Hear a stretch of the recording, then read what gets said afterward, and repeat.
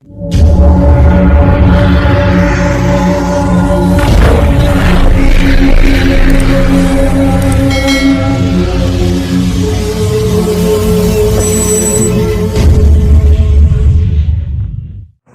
बच्चों, आइए कल हम लोग पढ़े थे भारतीय आर्य भाषाएं।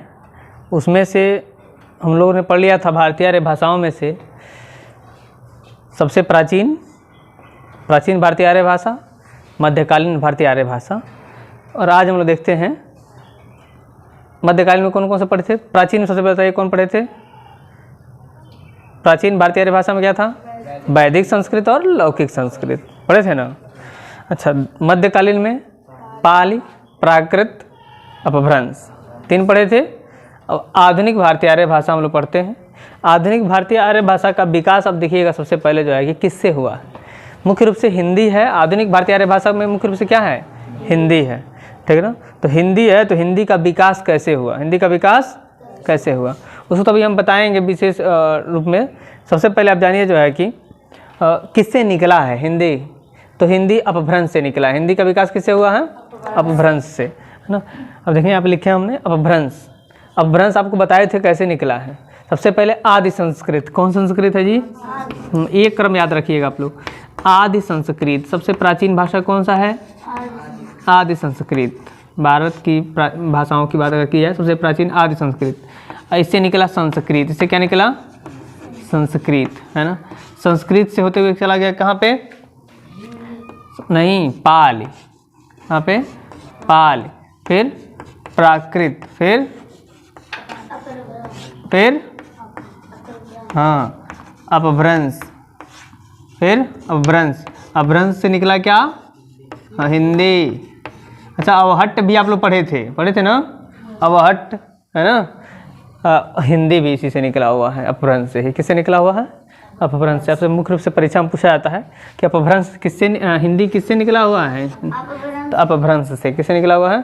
अपभ्रंश से। अपभ्रंश के विषय में मैंने कल बता दिया था आप लोगों को, है ना।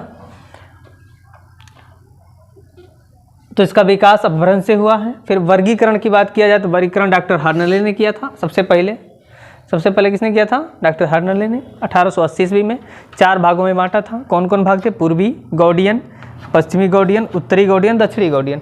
पूर्वी, पश्चिमी, उत्तरी, दक्षिणी दिशा के नाम पे है, याद हो जाएगा ना। केवल गौडियन इसमें जोड़ दीजिए, याद हो जाएगा। पूर्वी गौडियन, पश्चिमी गौडियन, उत्तरी गौडियन, दक्षिणी गौडियन, है ना। अगर इसको मैप के सहारे से भी आप लोग देखेंगे तो मैप में भी भारत का नक्शा जो है, तो पूर्वी क्षेत्र में जो है कि जो राज्य है, कौन कौन से राज्य हैं? बंगाल है, असम है, उड़ीसा है ना। तो ये वहाँ की भाषा है। बंगला, उड़ीसा और असमिया असम की भाषा है। उड़िया उड़ीसा की भाषा है और बंगला बंगाल की भाषा है ना। पश्चिम बंगाल जिसको आप कहते हैं, या बांग्लादेश को लीजिए, ठीक ना। तो इस तरह से जो है कि पूर्वी हिंदी इसको कहते हैं। कौन से कहते हैं? पूर्वी हिंदी। फिर पश्चिमी हिंदी है, राजस्थानी। पश्चिम में कौन कौन से राज्य हैं?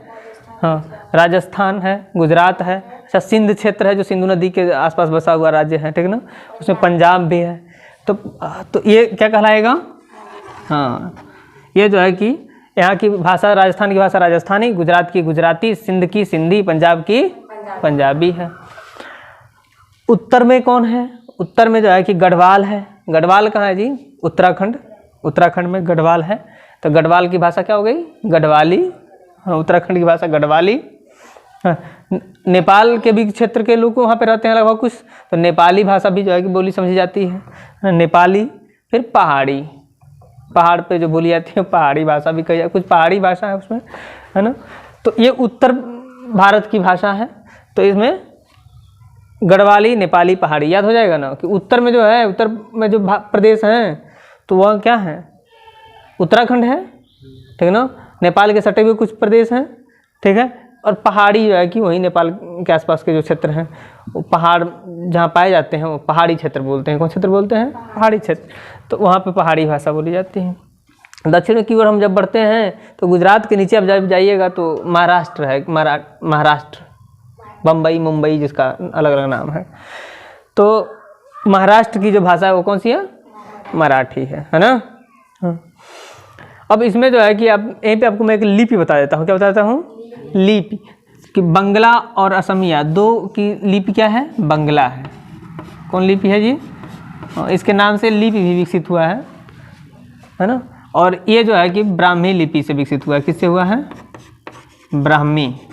ये प्राचीन लिपियां हैं, ठीक है ना। प्राचीन लिपियों में आप बात करिएगा तो दो लिपि है, ब्राह्मी लिपि, खरोष्ठी लिपि। तो ब्राह्मी लिपि से जो है कि उड़िया भाषा का विकास हुआ। पश्चिमी हिंदी की बात करेंगे तो राजस्थानी है, और राजस्थान की भाषा है ना। फिर गुजराती गुजरात की भाषा है। तो गुजरात जो संबंध है गुजराती, ये वहाँ की गुर्जर जाति जो है, गुर्जर जाति से संबंधित है गुजराती, उसी से बना है गुजराती शब्द, है ना। तो गुजराती शब्द की जो शुरुआती अगर बात किया जाए, गुजराती शब्द की जो लिपि है वो गुजराती लिपि है। गुजराती की लिपि क्या है? गुजरातीय है। तो नाम से याद रख लीजिएगा, गुजराती की लिपि कौन है? हाँ, गुजराती, है ना। कैथी लिपि से मिलती जुलती है, लिख लीजिएगा, कैथी लिपि। कैथी लिपि से मिलती जुलती है गुजराती लिपि, है ना। गुजराती लिपि है। पंजाबी देखिए, पंजाबी भी है ना। पंजाबी की लिपि भी जो है कि क्या है? जैसे अच्छा, पंजाबी पंजाब की भाषा है। किसकी भाषा है? पंजाबी पंजाब राज्य की भाषा है, ये जान लीजिए। पंजाबी पंजाब राज्य की भाषा है। पंजाब का मतलब होता है 5 आब। आब माने होता है नदी। 5 आब माने क्या होता है? नदी। पंचधन आब, दो शब्दों से मिलकर बना है पंजाब। पंचधन आब, 5 नदी। तो 5 नदियों के स्थान को क्या बोलते हैं? पंजाब। लिख लीजिए, 5 नदियों के स्थान को बोलते हैं पंजाब, है ना। गुरु अंगद ने क्या किया था? गुरुमुखी लिपि का विकास किया था। कौन लिपि का? गुरुमुखी। तो लिख लीजिए कि पंजाब की लिपि, पंजाबी भाषा की लिपि क्या है? गुरुमुखी। क्या है? गुरुमुखी। पास मान लीजिए सिंधु नदी है, ऐसी सिंधु नदी के इधर दोनों तरफ बसे हुए जो गांव क्षेत्र हैं उसी को बोलते हैं जो है सिंध क्षेत्र। क्या बोलते हैं? सिंध क्षेत्र। ऐसी सिंध क्षेत्र की भाषा क्या है? सिंधी भाषा। मराठी जो है महाराष्ट्र की भाषा है। कहाँ की है? महाराष्ट्र की भाषा है। और महाराष्ट्र की भाषा होने के साथ साथ जो है कि यहाँ की जो लिपि है वो देवनागरी। क्या है? हाँ, देवनागरी है। और मोड़ी लिपि भी है। कौन लिपि है जी? मोड़ी लिपि भी है। ये देखते हैं इधर हम लोग हिंदी की व्युत्पत्ति। क्या है? हाँ, हिंदी की व्युत्पत्ति मतलब हिंदी जो शब्द है ये कैसे बना, या इंडिया जो शब्द है वो कैसे बना। भारत को इंडिया शब्द किसने कहा, कैसे बना, है ना। हिंदी शब्द की उत्पत्ति कैसे हुई है? सबसे पहले देखिए, सिंधु नदी आपको बताए हैं हम, और सिंधु नदी के आसपास आकर ईरानी लोग बसे तो इनके उच्चारण में जो है कि कुछ प्रॉब्लम था। किसे प्रॉब्लम था? उच्चारण में। यह सौ को ह कहते थे। सौ को क्या कहते थे जी? ह। सौ को ह कहते थे, सौ को सौ नहीं कह पाते थे, सौ क्या कहते थे? ह। तो इसलिए ये सिंधु को क्या कहने लगे? हिंदू कहने लगे। क्या कहने लगे? हिंदू को कहने लगे, है ना। अब हिंदू में क्या हुआ कि जो बड़ी ई है, देखिए यहाँ छोटी ई है ना, तो ई का क्या हुआ? बलाघात हुआ, और जो ऊ है ना, इस ऊ का लोप हो गया। ऊ का क्या हो गया? लोप हो गया। ऊ के लोप हो जाने से क्या बना? ऊ के लोप हो जाने से क्या बना? हिंदू से हिंद बना। क्या बना? हिंदू से क्या बना? हिंद बना। अब देखिए, हिंदू से क्या बना? हिंद बना। अच्छा, हिंद में क्या हुआ? इक प्रत्यय लगा। कौन सा प्रत्यय लगा? इक प्रत्यय। और इक प्रत्यय के योग से क्या बना? हिंदीक। क्या बना? हिंदीक बना। और कालांतर में यानी आगे चल के क का लोप हो गया। क का क्या हो गया? लोप हो गया। जब क का लोप हो जाएगा, क का क्या हो जाएगा? लोप। तो क के लोप हो जाने से क्या बन गया बताइए? हिंदी बन गया। क्या बन गया? कुल बात समझ में आई? ईरानी आकर बसे सिंधु नदी के क्षेत्र में, आसपास में। सिंधु नदी को हिंदू कहने लगे। क्या कहने लगे? वहाँ के लोगों को भी हिंदू कह के बुलाने लगे। वो सिंधु नहीं कह पाते, सौ नहीं कह पाते थे, हो निकलता था तो हिंदू कहते थे, ठीक है ना। और हिंदू से क्या बना? हिंद। और इक प्रत्यय लगा के हिंदीक बना। और हिंदीक में जो है कि क का लोप होने से हिंदी शब्द की उत्पत्ति हुई। उसी तरह से देखिए यहाँ पे आइए, सिंधु नदी के पास आकर क्या बचे? ग्रीक लोग का उच्चारण हिंदी में हो नहीं पा रहा था, तो वो लोग क्या बोलते थे इसको, इंडोस या इंडोस, इंडस, ठीक है ना, इस तरह का शब्द का प्रयोग करते थे। तो इंडोस के निवासी को इंदोई कहते थे, उस प्रांत को इंडिका कहते थे, और उसको इंग्लिश में इंडिया कहा गया। क्या कहा गया? तो भारत का नाम इंडिया पड़ गया। लिखित ध्वनि संकेतों को लिपि कहा जाता है। क्या कहा जाता है?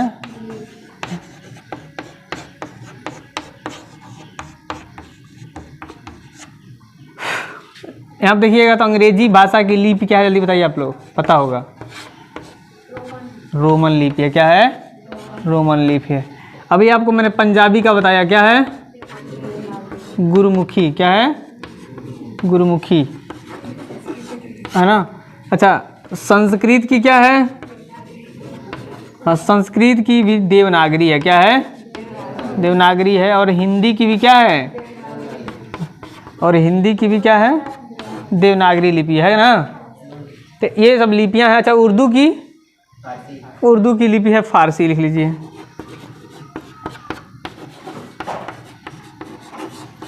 कल आप लोग एक सवाल हम दिए थे उर्दू से संबंधित कि उर्दू किस भाषा का शब्द है। उर्दू जो है तुर्की भाषा का शब्द है। तुर्की भाषा का शब्द है। उर्दू की कौन भाषा का शब्द है? तुर्की भाषा का शब्द है, जिसका अर्थ होता है, इसका अर्थ होता है शिविर। क्या होता है? शिविर या खेमा। क्या अर्थ होता है? शिविर या खेमा। खेमा, शिविर या खेमा। खेमा किसे कहते हैं?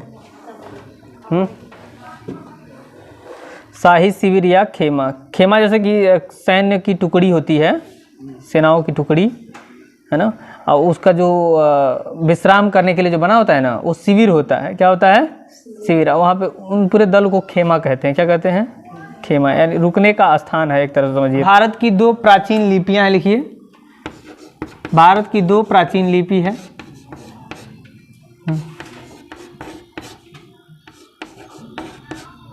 कौन कौन है? हाँ, ब्राह्मी और खरोष्ठी। और क्या है? खरोष्ठी। तो देखिए, जो ब्राह्मी है, ब्राह्मी से ही कौन सा लिपि निकला है जी? ब्राह्मी से निकला है देवनागरी। कौन सा निकला है? देवनागरी, है ना।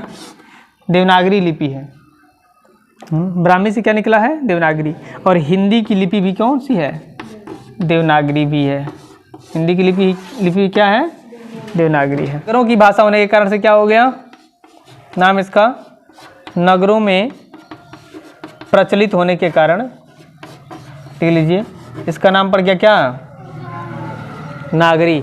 इसके अलावा एक और आता है बात कि पाटलिपुत्र जो था, पाटलिपुत्र को नागर कहा जाता था। पाटलिपुत्र को पहले क्या कहा जाता था? नागर, ठीक ना। पाटलिपुत्र को नागर कहा जाता था। और उस समय राजा वहाँ के थे चंद्रगुप्त, और चंद्रगुप्त को देव कहा जाता था। क्या कहा जाता था? देव। तो चंद्रगुप्त को देव कहा जाता था और पाटलिपुत्र को नागर, है ना। इन्हीं दोनों को मिला के क्या बन गया? देवनागरी। क्या बन गया? देवनागरी। याद रखिएगा, ये भी एक किंवदंती है, कहानी, मतलब ऐसा प्रचलित है लोगों में, है ना। देवनागरी पूरी तरह से वैज्ञानिक है। इसका जो वर्ण क्रम है वो वैज्ञानिक है, मतलब जितने भी वर्ण अक्षर जो संयोजित किए गए हैं, एक के बाद एक, क के बाद एक ख, ख के बाद से ग, ग के बाद से घ, है ना, या अ आ ई, है ना, ये सब क्या है? वैज्ञानिक तौर पे किए गए हैं, इस पर पूरा संशोधित है, ठीक है ना। और ये पूरी तरीके से देवनागरी क्या है? अक्षरों पे आधारित है। किस पे आधारित है? अक्षरों पे आधारित है। जैसे बहुत सारे चित्र शैली भी होते थे पहले, चित्र होते थे, रेखा ऐसे लाइन खींच खींच के ऐसे, बहुत सारा भी देखिएगा तो आपको मिलेगा लिपियों का, ठीक है ना, नमूना। लेकिन यहाँ पे पूरी तरह से अक्षरिक लिपि है देवनागरी लिपि, और वैज्ञानिक लिपि है। कैसी लिपि है? वैज्ञानिक लिपि है। लिपि सुधार समिति जो बनाए गए थे, कितने बनाए गए थे, कब कब बनाए गए थे, ठीक है ना। सुधार समितियों के क्या कार्य थे? तो लिपियों में बहुत सारी जो कमियां थीं, उसी को दूर करने के लिए समिति बनाया गया। क्या बनाया गया? हाँ, कि समय समय पर इस समिति का जो है कि गठन किया गया, और कमियों को दूर करने का प्रयास किया गया जो हिंदी भाषा में थी, है ना।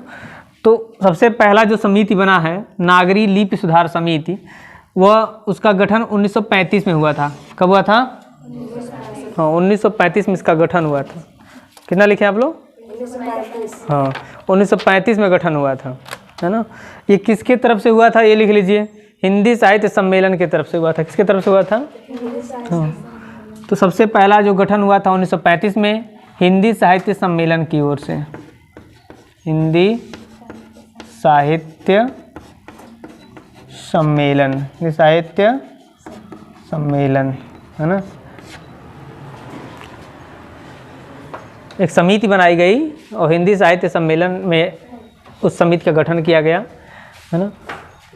1935 में इसके सभापति कौन रहे? महात्मा गांधी, है ना। और संयोजक कौन रहे? काका कालेलकर। ये सब लोग मिलजुल कर जो है कि क्या कि सुधार लाए हैं, ठीक है ना।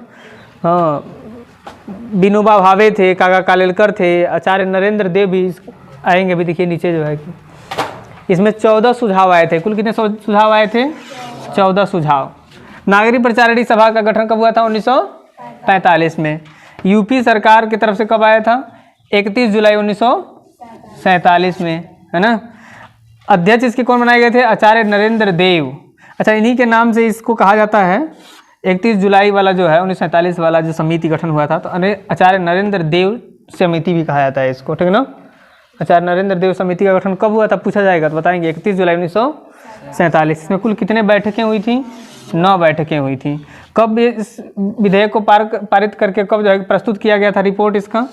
तो 1949 को, 25 मई को, 25 मई 1949 क्या किया गया था? हाँ, इस रिपोर्ट को प्रस्तुत किया गया था। उसके बाद से चौथा जो सुधार समिति आया था यूपी सरकार की तरफ से, इसमें लिपि सुधार परिषद का गठन हुआ था 28 से 29 नवंबर 1953 में। 1953 में गठन हुआ था। कहाँ पे? लखनऊ में हुआ था। इसके अध्यक्ष कौन बनाए गए थे? उपराष्ट्रपति बनाए गए थे, जो भारत के प्रथम उपराष्ट्रपति थे डॉक्टर सर्वपल्ली राधाकृष्णन, ठीक ना। नोट करेंगे इतनी बातें। लिपियों का संशोधन, सुधार संशोधन समाप्त। इसके बाद हम लोग पढ़ेंगे भाषा। क्या पढ़ेंगे? अगली वीडियो में पढ़ेंगे, इस वीडियो में नहीं, अगली वीडियो में हम लोग क्या पढ़ेंगे? भाषा।